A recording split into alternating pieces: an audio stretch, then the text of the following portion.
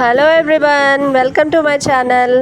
Today ఒక variety రెసిపీతో నేను మీ ముందుకు వచ్చేసానండి. అదే ఆంధ్రమాత వంకాయ కలిపి వండిన కర్రీ. కావలసిన పదార్థాలు, తయారీ విధానం చూసేద్దాం. ఆంధ్రమాత అంటే గోంగూర అండి. ఇక్కడ నేను 2 మీడియం సైజ్ కట్టలు తీసుకున్నాను.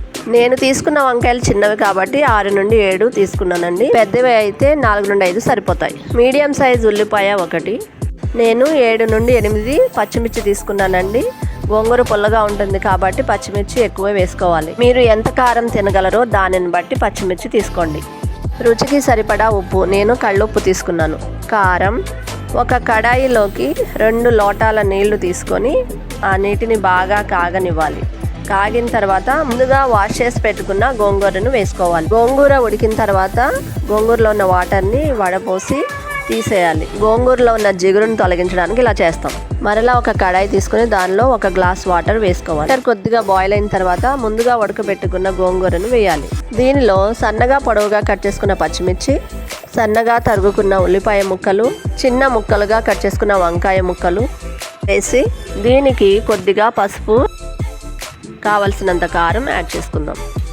వీటన్నిటిని మీడియం ఫ్లేమ్లో కదుపుతూ వాటర్ మొత్తం ఎగిరిపోయేంత వరకు కుక్ చేసుకోవాలి. చూసారు కదా, వీడియోలో చూపిస్తున్నట్టు వాటర్ మొత్తం ఎగిరిపోవాలి.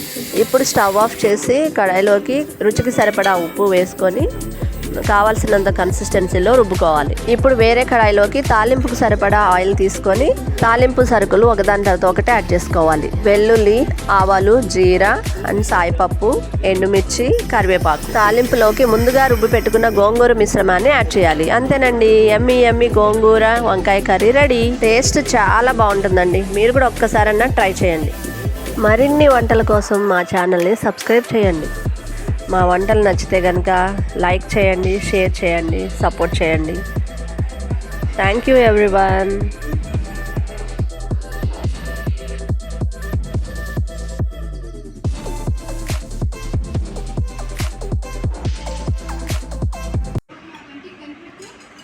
గోంగూర వంకాయ కర్రీ చాలా టేస్ట్గా ఉంది. ట్రై చేయండి.